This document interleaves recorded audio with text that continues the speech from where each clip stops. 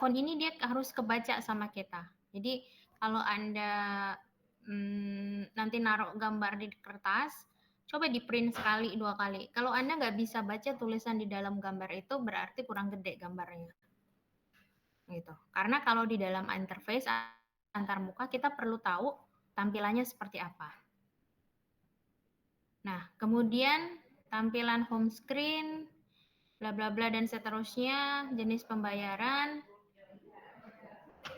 Oke. Baru nanti ke yang lanjutannya seperti apa. Nah, tadi setiap tabel itu harus ada captionnya. Setiap gambar juga ada captionnya. Tabel captionnya di atas rata kiri, gambar captionnya di bawah. Akan jauh lebih enak kalau dia sesuatu yang berurut, itu kita buatkan juga urutannya. Kita nggak harus ngebuat satu-satu. Kita bisa kok ngebuat sebelahan gitu, nggak masalah. Asal dikasih keterangan yang jelas. Dan dia memang gambarnya berhubungan. Kayak tadi Anda buat main splash screen, terus sebelahnya itu nggak masalah. Karena dia sebenarnya bukan fitur utama. Dia hanya menunjukkan step by step dari splash. Tapi jangan nempel ya, harus dikasih jeda sedikit-sedikit. Supaya enak melihatnya. Gitu. Itu juga akan mempermudah memperlihatkan yang satu kelompok.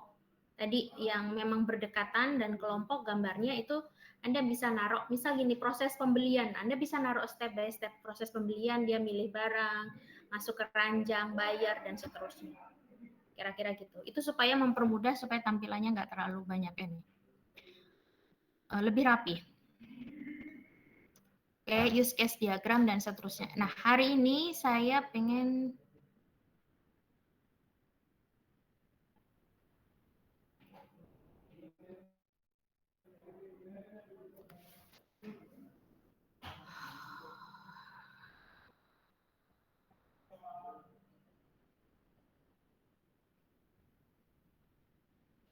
Oke. Ada yang bisa diingat dari keterangan saya minggu lalu tentang kelas diagram? Kenapa di kelas diagram antar kelas itu ada garisnya? Dia menunjukkan apa? Hubungan one to many yang kayak gitu, Bu. Oke. Hubungan one to many itu ditunjukkan dengan apa?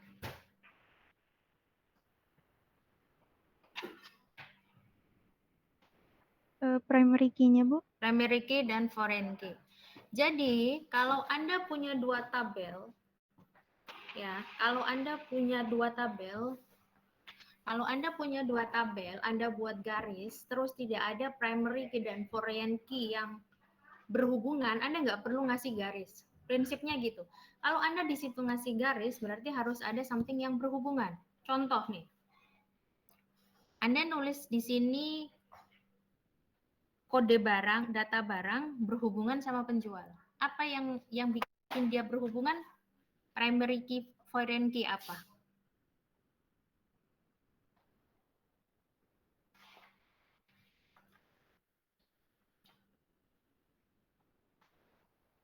Jadi penjualnya bukan? Itu tadi data barang dengan apa tadi, Bu? Data barang dengan penjual. Primary key, foreign key-nya apa? Oh iya, tidak ada. Tidak ada. ID penjualnya. Jadi kalau dua kelas, jadi enggak, kita bikin kelas diagram itu enggak harus selalu semua diagram berhubungan. Dikasih garis. Kalau Anda ngasih garis, itu karena ada konsekuensi primary key dan foreign key yang ketarik. Jadi kalau dia nggak ada, ini diingat untuk semuanya. Kalau dia nggak ada hubungannya, foreign key dan primary key, jadi tahu foreign key kan? Apa foreign key? Apa foreign key? Primary key yang ada di tabel lain, Bu. Primary key yang ada di tabel lain. Oke, contohnya apa Diandra? Yang untuk berhubungan. Contohnya apa Diandra? Ini Diandra bukan? Seperti. Contohnya apa kalau di sini primary key yang harus menurut kamu wajib ada misalnya? Primary key yang wajib ada di tabel mana, Bu? Ya terserah, menurutmu benar. Yang menurutmu benar di sini apa? Di pembeli itu ada ID pembeli. Terus? Sama di mencari barang ada kode barang, dan di Kode data barang barang ada memangnya kode barang. nge-link ke siapa? Kode barang nge-linknya di mana? Hubungannya di mana? Kode Di data barang kan barang. di atas di sini. Iya. Kamu minggu kemarin datang kan? Saya tuh gambarin loh standar minimal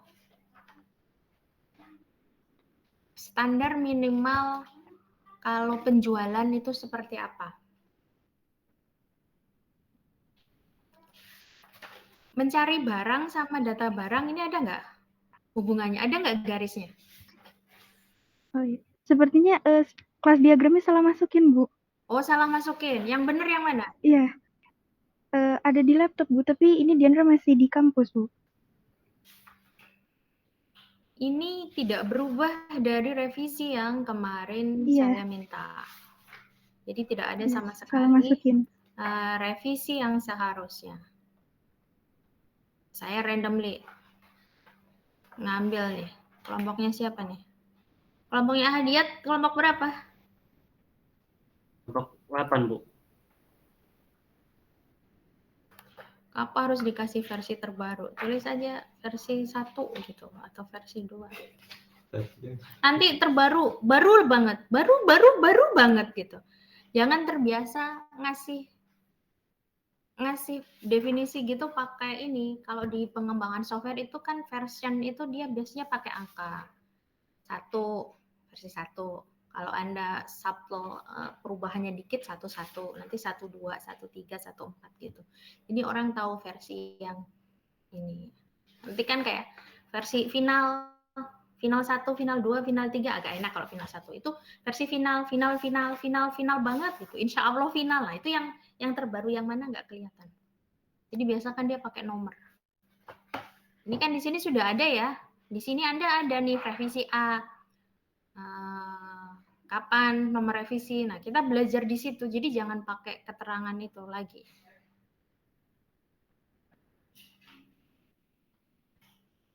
Font ini ya capture-nya ya, kelompoknya Ahdiat kecil banget. Oh, iya, Kalau Bu. kecil banget gitu saya nggak bisa baca, nggak ada orang. Terus satu lagi, nggak usah dikasih background, cukup garis. Iya, Bu. Itu cukup. Nggak usah dikasih warna-warna ngeblok gitu, malah nggak kelihatan tulisannya. Mana punyamu kelas diagramnya? Kelasnya mana? Where is? Oke, kita lihat 200%. ID mutasi, ID target, ID tagihan, user, nge-link sama account number.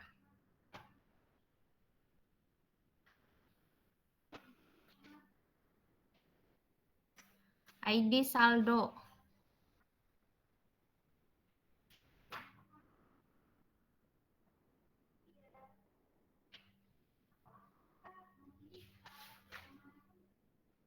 Tarik dana. Tarik dana itu nggak ada hubungannya sama ID saldo. ID saldo tarik dana sama uang saku. Itu ada hubungannya nggak? Kan ini dia mau narik dana gitu, Bu. Narik dananya ada di saldo di uang saku itu, Bu. Jadi ada Kemarin saya bilang gimana? dari ID saldo. Sesuatu itu dikasih garis kalau ada hubungannya. Ini ada ID target, ada account number, dia berhubungan, account numbernya dipakai di sini, benar. Di sini ada ID saldo, nggak ada hubungannya, di sini ditarik ID saldo, benar nggak? Oh, jadi dia harus ada garisnya gitu ya, Bu? Kalian diajarin apa sih di kelas?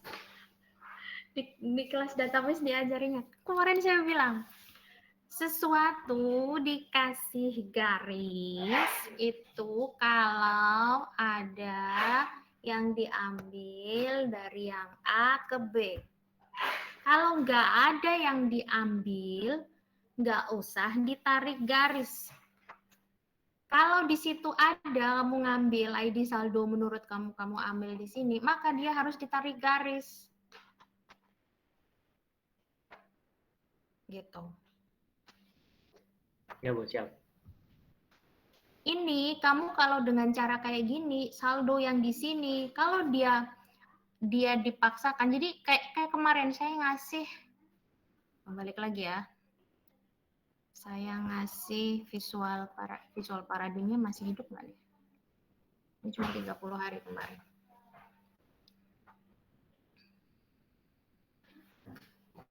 Dia cuman sekali aja muncul. Nggak muncul, nggak di konsep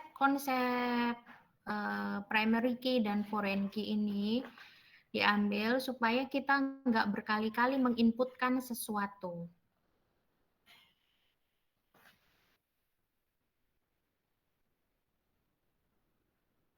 Nih, balik lagi.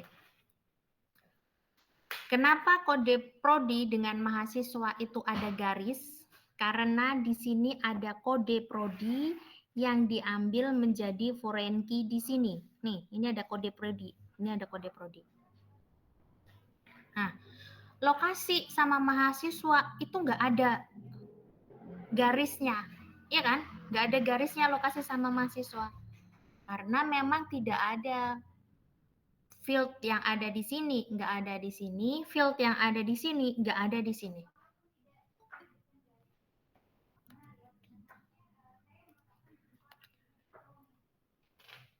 Jadi, posisinya dia, kalau dia ada field yang pindahan, ini kayak kode prodi ke sini, itu baru dikasih garis. Mahasiswa sama mata kuliah, gitu misalnya. Ini harusnya ada garis nih. Ini harusnya ada garis. Kenapa? Karena NPM itu dipanggil ke sini. Nah, NPM itu dipanggil ke sini sehingga dia perlu ada garis. NPM itu aslinya di sini primary key-nya mahasiswa. Dipanggil di sini karena dia mendaftar mata kuliah tertentu. Maka ada garis di antara mahasiswa sama daftar mata kuliah. Ini dan ini tidak ada garis. Kenapa? Karena tidak ada yang berpindah. Kode lokasi nggak ke sini, NPM juga nggak ke sini. Jadi nggak perlu ada garis, karena memang nggak ada hubungannya. Tapi di pengajuan KP mereka ketemu. Karena satu lokasi, setiap mahasiswa pasti pernah ngajuin KP. Dia berhubungan di sini. Di sini, primary key-nya adalah kode pengajuan. Foreign key-nya dia ambil NPM mahasiswa. Kode lokasinya ada, maka ditarik ke sini. Sehingga dia ada garis dari sini ke sini. Jadi sebab garis itu karena ada perpindahan foreign key yang dipanggil. Karena itu dikasih garis. Bisa dipahami ini? Ya, Bu. Bisa, Bu. Konsep garisnya itu diperhatikan baik-baik. Kurir sama chat nggak ada linknya. Nggak ada. ID kurirnya nggak ada di sini. Maka dia nggak usah dikasih garis. Nggak usah dikasih garis. Prinsipnya di situ. Tapi kalau Anda memang merasa itu ada garisnya, maka Anda harus naruh kodenya di sini. Gitu. Ini kemarin sudah saya kasih contoh. Kalau jualan kayak gini loh standarnya. Kalau dia satu barang, banyak barang, dan seterusnya dia berbeda-beda. Oke. Konsep garis saya masih akan tetap mengulang sampai kalian paham konsep garisnya seperti apa. Nih, ya. Ini juga sama. Ini pendaftaran TOEFL. Apa yang dijual, jeruknya ada dulu, TOEFL-nya ada dulu. Dia dipanggil di sini pakai ID TOEFL. Makanya ada garis di sini. Karena ID TOEFL, ini primary key-nya ID TOEFL, dipanggil jadi foreign key di sini. Gitu. pendaftar. Siapa yang mau tes TOEFL? Ada pendaftar. Pendaftarnya itu ditarik ke sini. Enggak TOEFL dihubungkan langsung. Enggak, tapi dia ada pendaftaran. Kenapa? Karena satu orang bisa daftar berkali-kali. Kalau kita menghubungkan langsung tes TOEFL sama pendaftar, mereka cuma bisa daftar satu kali udah. Mereka perlu daftar berkali-kali. Sehingga mereka harus ada di sini. Jadwal ya itu juga sama.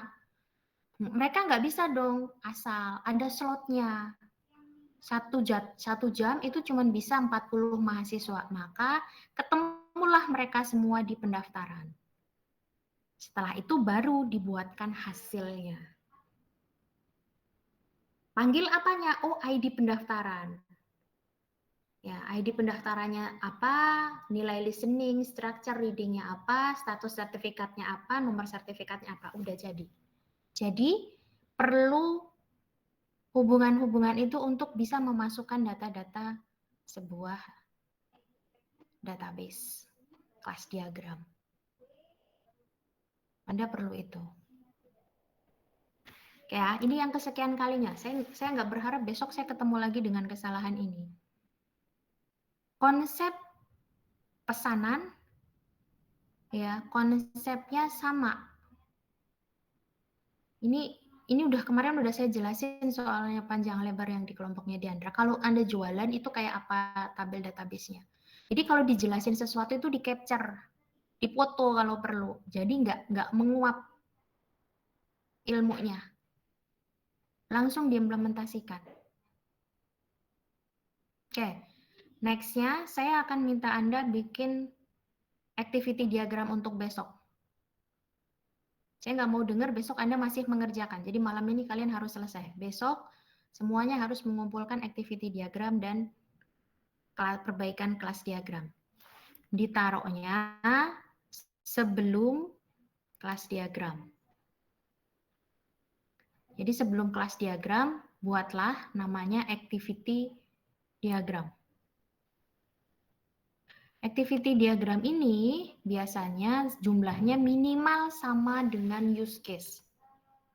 Jadi sebelum ini harusnya berarti 3, 3, 2. Misalnya ini activity diagram.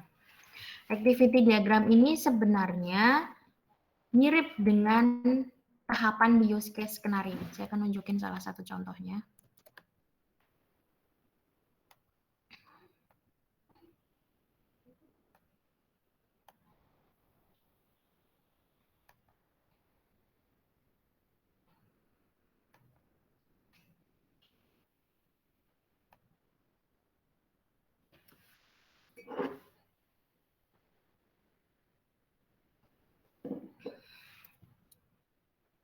Ya. Jadi kalau Anda punya 10 use case, ya contohnya tadi ya saya naikin use case-nya.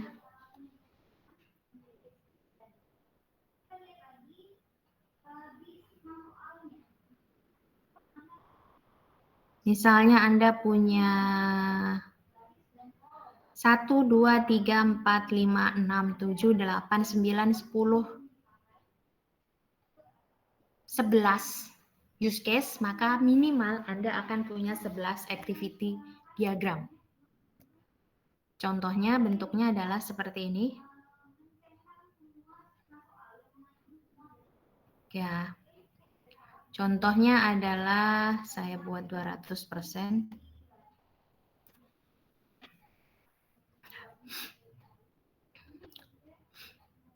Ya, ini contoh use case-nya. Kemudian activity diagram yang pertama, registrasi. Ya. Dia akan memperlihatkan hubungan aktornya, super admin, ke sistem dan database. Jadi super adminnya pertama dia mengakses halaman registrasi, sistem akan menampilkan halaman registrasi akun, makanya tadi saya bilang seperti skenario use case, mengisi data akun, menekan tombol register, ada kondisi valid atau tidaknya, kalau tidak valid, dia akan menampilkan halaman registrasi akun, atau bisa juga kalau tidak valid tampil pesan data tidak valid, terus dia mengisi lagi data akun misalnya.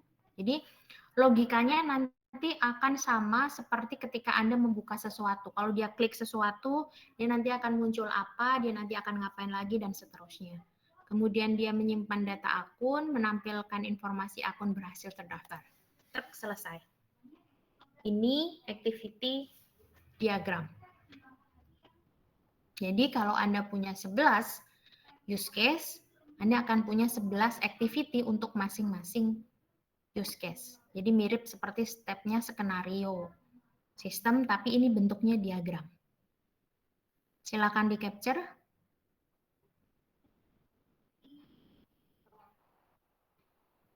Nah, itu tugas untuk besok. Ditaruhnya di atas kelas diagram. Buatlah activity diagram. Jangan lupa dikasih caption. Paham tugasnya? Paham, Bu. Paham, Bu. Oke. Jangan sampai salah lagi ya konsep garisnya ya. Ada pertanyaan sampai sini?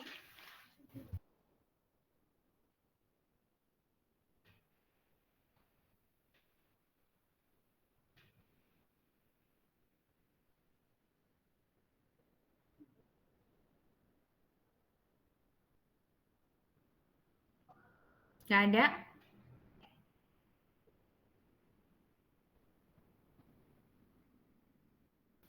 Cukup, Bu. Cukup. Oke. Kalau cukup,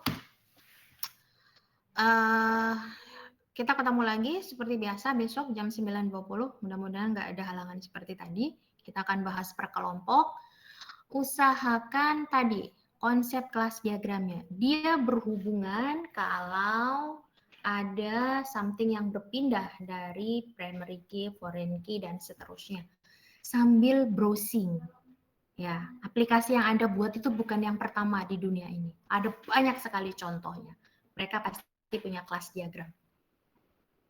Di samping itu, sesuaikan juga dengan tampilan di user interface. Itu sebabnya saya minta user interface ke Anda. Gitu. Khusus untuk besok, buat 2. Jadi, revisinya masih tetap sama ya, karena saya nggak menambahkan banyak ini. Jadi, masih tetap revisi, saya nggak tahu Anda nyebutnya revisi 1 atau revisi 2. Jadi,